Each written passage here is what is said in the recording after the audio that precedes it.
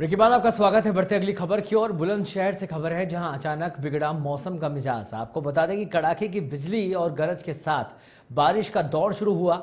आंधी बारिश के चलते जनजीवन अस्त व्यस्त रहा। मौसम बदलने से लोगों को गर्मी से राहत मिली। बारिश से मक्का की फसलों को फायदा होगा, जिससे किसानों के चेहरे भी खिल उठे। किसानों के लिए, शहरवासियों के लिए राहत भरा ये मौसम, जिसकी तस्वीरें इस समय आपके टीवी स्क्रीन पर है। बुलंदशहर यूपी की तस्वीरें हैं, जहां पर अचानक से मौसम का मिजाज बदला। कड़ाके की बिजलियां कड़कती हुई यहां पर नजर आई। बारिश का दौर शुरू हुआ, हवाओं का दौर शुरू हुआ और कहीं ना कहीं बड़ी राहत मक्का की फसलों को यहां पर मिलने वाली है। किसानों के चेहरे खिल उठे।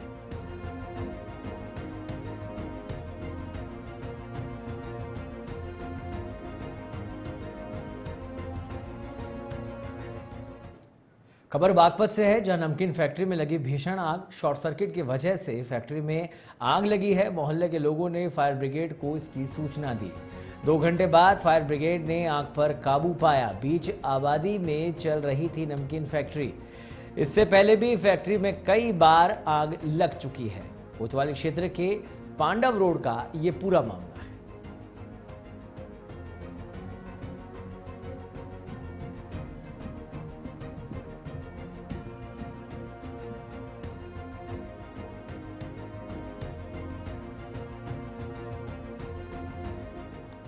शाहजहांपुर के जलालाबाद में गंगा एक्सप्रेसवे पर बनी हवाई पट्टी पर आज वायुसेना शक्ति प्रदर्शन करेगी।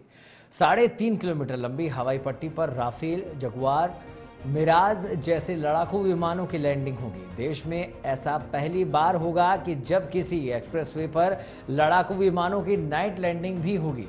इस दौरान कटरा जलालाबाद हाईवे 3 घंटे तक पूरी तरह से बंद रहेगा। गंगा एक्सप्रेसवे पर बनी यह देश की पहली ऐसी हवाई पट्टी है जहां लड़ाकू विमान दिन और रात दोनों समय में लैंडिंग कर सकेंगे।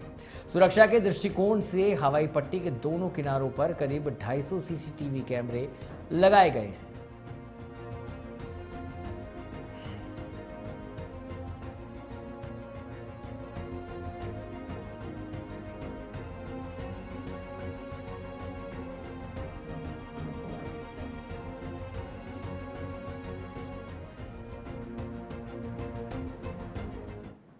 एक राष्ट्र एक चुनाव को लेकर बाराबंकी के पीएल मेमोरियल पीजी कॉलेज में कार्यक्रम आयोजित हुआ। समागम कार्यक्रम में प्रदेश के कृषि मंत्री सूर्य प्रताप शाही बतौर मुख्य अतिथि शामिल हुए, जहां पर उन्होंने कहा कि एक देश एक चुनाव से स्थानीय मुद्दों को राष्ट्रीय स्तर पर प्राथमिकता मिलेगी। सबसे बड़ी बात यह है कि इस व्यवस्था के लागू होने से देश की जीडीपी में भी बढ़ोतरी होगी, क्योंकि ज़्यादातर हर वर्ष इलेक्शन होने के कारण ज़्यादातर रुपया इलेक्शन करवाने में ही खर्च हो जाता है। और अगर सारे इलेक्शन एक साथ हों तो देश की आर्थिक स्थिति और संपन्नता भी बढ़ेगी।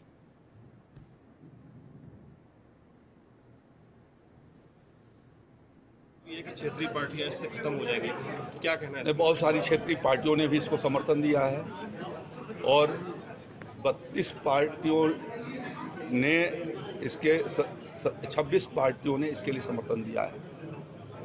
विपक्ष में 17 पार्टियां हैं, लेकिन 1952 से लेकर के 1967 के 4 आम चुनाव, लोकसभा और विधानसभा दोनों साथ हुए और उस समय कांग्रेस पार्टी शासन की करती थी।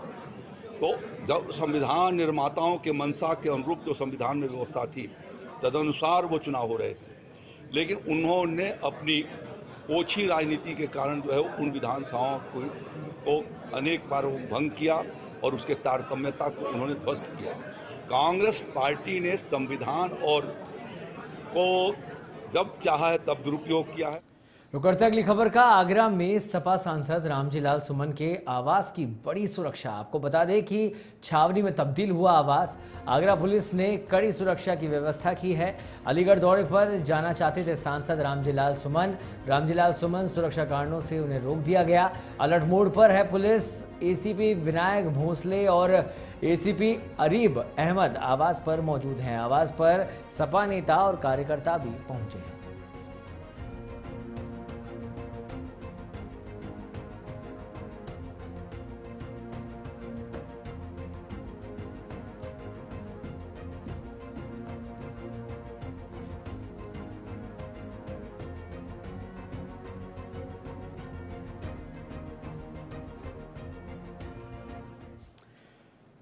सोनभद्र जिले में दलित सांसद रामजी लाल सुमन पर लगातार हो रहे हमले के विरोध में सपा कार्यकर्ताओं ने प्रदर्शन किया। राज्यसभा सांसद रामजी लाल सुमन के काफिले पर अलीगढ़ में हुए हमले को लेकर कानून व्यवस्था ध्वस्त होने का आरोप लगाते हुए विरोध प्रदर्शन किया गया। सपा नेताओं ने कहा कि पीडीए की एकजुटता से सरकार बौखलाई हुई है। सपा जिलाध्यक्ष राम निहोर यादव के नेतृत्व में कार्यकर्ताओं ने जमकर नारेबाजी की। साथ ही प्रदेश में कानून व्यवस्था ध्वस्त होने का आरोप लगाते हुए राष्ट्रपति के नाम ज्ञापन सौंपा गया। जिलाधिकारी को यह ज्ञापन दिया गया।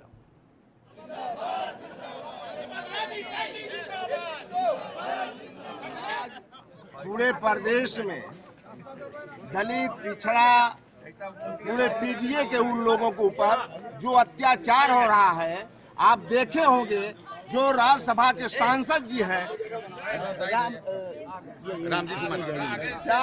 रामजी लाल सुमन जी पर जानलेवा हमला हो रही है, उसी के परिप्रेक्ष्य में हम लोग डीएम कार्यालय पाए हैं। और अगर ये नहीं है सरकार पीडीए लोगों पर उत्पीड़न नहीं बंद करती है तो आगे बहुत बड़ा आंदोलन। जब देश के कुछ हिस्सों में मजहब के नाम पर नफरत फैलाने की कोशिश हो रही है, ऐसे वक्त में कीरतपुर कस्बे में एक ऐसा उदाहरण सामने आया है जिसने हिंदू मुस्लिम एकता की डोर को और भी मजबूत कर दिया है। मोहल्ला काजियान निवासी समाजसेवी सफदर नवाज खान ने एक हिंदू लड़की की शादी न सिर्फ अपने खर्च पर कराई बल्कि उसे एक पिता की तरह फर्ज निभाते हुए बेटी को विदा भी किया। जब लखीमपुर खीरी में से दुल्हा पहुंचा तो विवाह मंडप में मुस्लिम समाज के लोगों ने बारात का दिल खोलकर स्वागत किया। पंडित सुभाष खन्ना ने पूरे वैदिक मंत्रोच्चार और हिंदू परंपरा के अनुसार विवाह की रस्में संपन्न करवाई।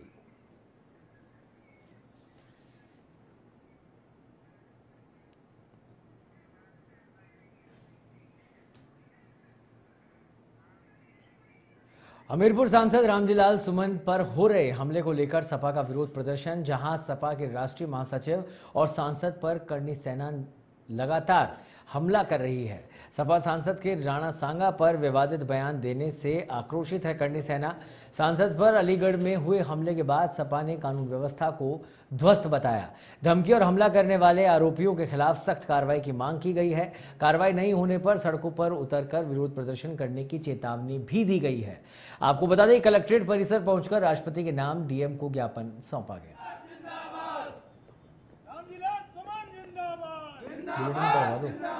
पार्टी जनपद हमीरपुर में लगातार समाजवादी पार्टी के सांसद माननीय रामलाल सुमन जी के ऊपर हमले हो रहे हैं। सरकार मूक दर्शक बन के देख रही है, बल्कि उग्रवादियों को, आतताइयों को ताकत दे रही है। आज हम लोग जमीनी स्तर पर ये मांग करते हैं कि अगर यही रवैया रहा तो समाजवादी पार्टी सड़कों पर उतर कर आंदोलन करेगी। बुलेटिन में फिलहाल के लिए इतना ही। देश और दुनिया की तमाम खबरों के लिए आप देखते रहिए नेशन 27। वंदे भारतम।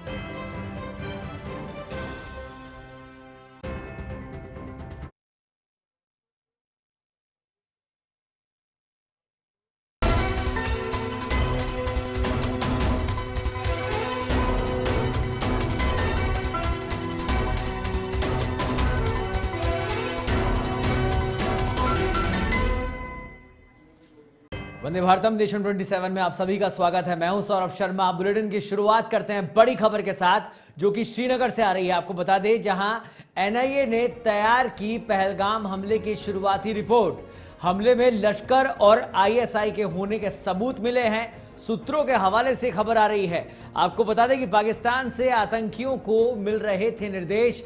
हमले में शामिल 2 आतंकी पाकिस्तान के हैं। एनआईए ने कुल 150 लोगों के बयान दर्ज किए हैं। तो ये बड़ी जानकारी, बड़ी खबर श्रीनगर से। एनआईए ने तैयार की पहलगाम हमले की रिपोर्ट। हमले में लश्कर और आईएसआई के होने के सबूत मिले हैं। सूत्रों के हवाले से जानकारी, पाकिस्तान से आतंकियों को आदेश मिल रहे थे। हमले में शामिल 2 आतंकी पाकिस्तान के हैं, यह खुलासा भी हुआ है। एनआईए ने कुल 150 लोगों से बयान दर्ज किए हैं।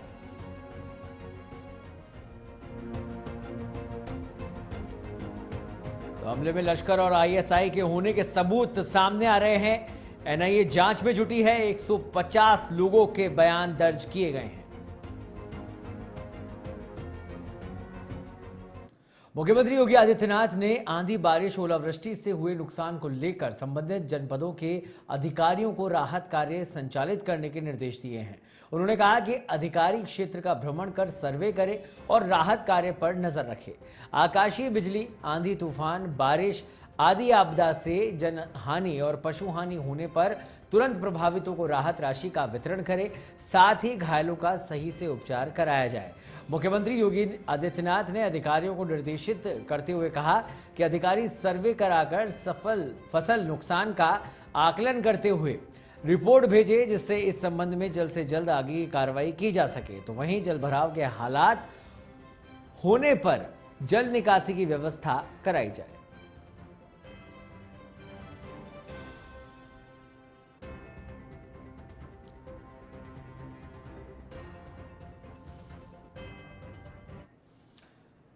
योगी सरकार में कैबिनेट मंत्री और एनडीए के सहयोगी ओम प्रकाश राजभर ने गुरुवार को केंद्रीय गृह मंत्री अमित शाह से मुलाकात की। इस दौरान दोनों नेताओं के बीच आगामी बिहार विधानसभा चुनाव को लेकर बातचीत हुई। भाजपा बिहार चुनाव में एनडीए के साथ मिलकर चुनाव लड़ना चाहते हैं। आपको बता दें, इससे पहले भी वो सार्वजनिक रूप से ये बात कह चुकी है। भाजपा बिहार की कई सीटों पर असर रखती है और उन सीटों पर चुनाव लड़ने की भी तैयारी कर रही है। राजभर ने दिल्ली में गृह मंत्री अमित शाह से मुलाकात की। दोनों नेताओं के बीच करीब 1 घंटे तक बातचीत हुई। इस दौरान उनके साथ राजभर के बेटे और भाजपा के राष्ट्रीय प्रमुख महासचिव अरविंद राजभर भी मौजूद रहे। इस दौरान राजभर ने जातीय जनगणना के ऐलान को भी ऐतिहासिक फैसला बताया और इसके लिए उन्हें आभार व्यक्त किया। उन्होंने कहा कि ये सामाजिक न्याय के लिए अहम कदम होगा। जातीय जनगणना जल्द कराने और रोहिणी आयोग की रिपोर्ट को लागू करने पर भी बातचीत की गई।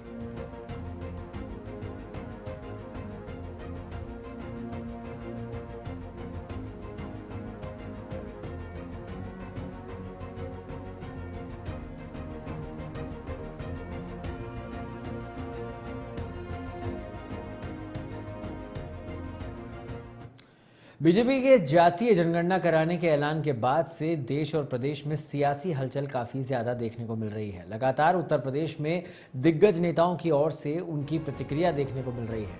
बहुजन समाज पार्टी की राष्ट्रीय अध्यक्ष मायावती ने जातीय जनगणना को लेकर केंद्र सरकार और विपक्षी दलों पर निशाना साधा है।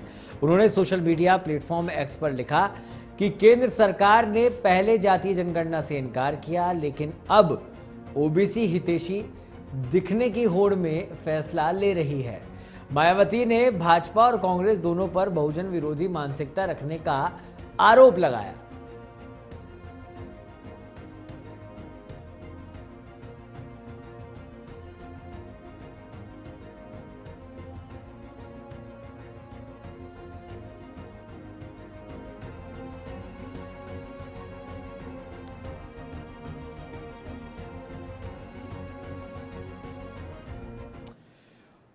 और अब खबर आगरा से है, जब मौसम का बदला मिजाज। शहर में कई जगह बारिश शुरू हो गई है। आपको बता दें कि बारिश होने से गर्मी से लोगों को जरूर राहत मिली है। मौसम विभाग ने बारिश की संभावना भी जताई थी। तेज हवाओं के साथ बादलों की गड़गड़ाहट भी यहां पर जारी है।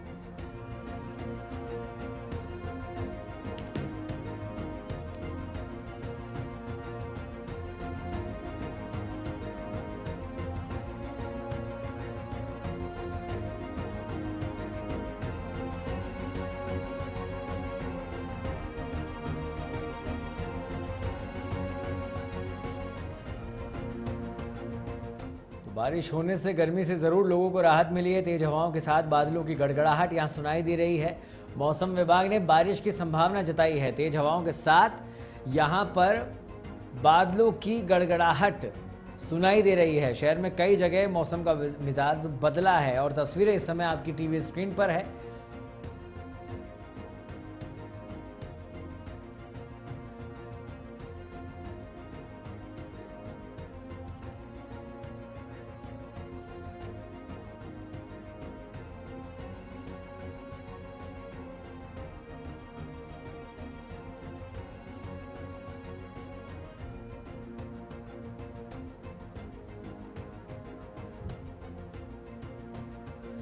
तो शहर में कई जगह बारिश का दौर जारी है। आगरा की तस्वीरें टीवी स्क्रीन पर है आपके, जहां मौसम का मिजाज बदला है और कड़ी धूप से, गर्मी से लोगों को राहत ज़रूर मिली है। शहर में कई जगह बारिश हुई है।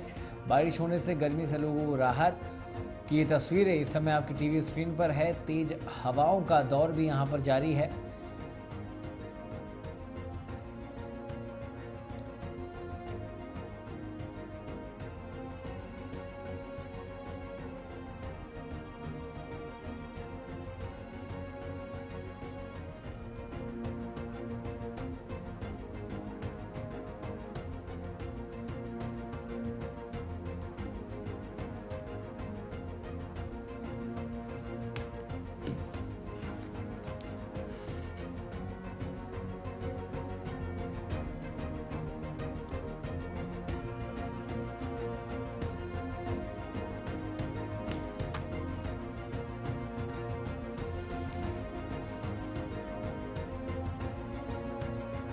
तेज हवाओं के साथ बादलों की गड़गड़ाहट और मौसम के मिजाज बदलने के बाद लोगों ने इस मौसम का आनंद भी लिया।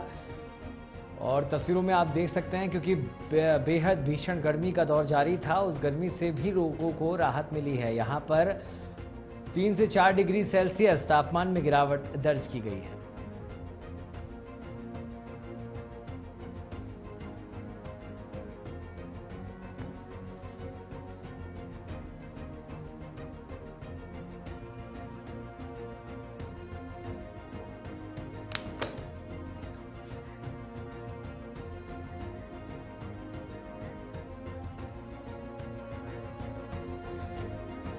और खबर पर अधिक जानकारी के लिए हमारे साथ जुड़ गए हैं UP bureau head Danish Warsi. Danish, मौसम का मिजाज बदला है, तस्वीरें दर्शकों को हम दिखा रहे हैं और कहीं ना कहीं जो भीषण गर्मी थी उससे बड़ी राहत लोगों को मिली है। क्या कुछ अपडेट मौसम को लेकर?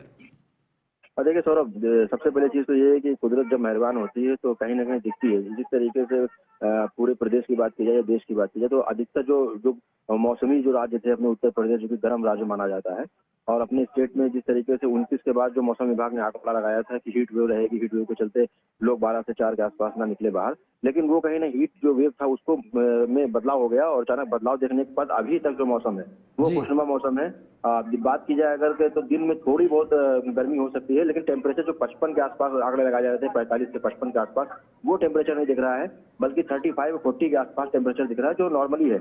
इस मौसम में 12 से 3 और 12 से 4 के आसपास भी लोग काम कर रहे हैं और खास करके जब रात होती है तो रात में कहीं ना कहीं मौसम और खुशनुमा हो जाता है। तो देखने को ये भी मिल रहा है कि कुछ बहुत जो राहत है वो कहीं ना कहीं उत्तर प्रदेश में देखने को मिल रही है, और उत्तर प्रदेश के साथ साथ जो गर्मी के मौसमी के जो पश्चिमी के वेव के इलाके थे वो भी कहीं ना कहीं राहत के चपेट में है। और अभी तक जो राहत दिख रही है वो मौसम के हिसाब से बहुत अनुकूल मौसम है, और जिस हिसाब से मौसम चल रहा है, मौसम विभाग का जो आंकड़ा है वो कहीं ना कहीं गलत साबित हुआ। जी दानिश, जैसा कि आप बात कर रहे हैं कि अगर ये संभावनाएं जताई जा रही थी कि 45 से 55 डिग्री का भी तापमान पहुंच सकता है, तो ये तो बेहद आपदा वाली स्थिति है। इसको लेकर क्या कुछ तैयारियां प्रशासन ने कर रखी थी, उसको लेकर क्या कुछ अपडेट?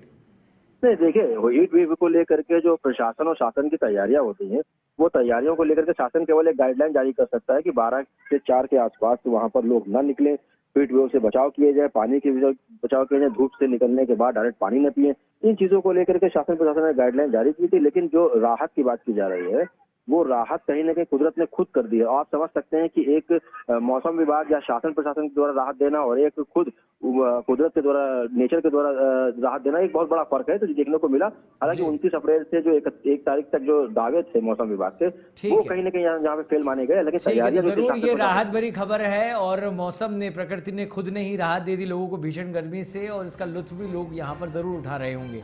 बहुत बहुत धन्यवाद दानिश इस तमाम जानकारी के लिए।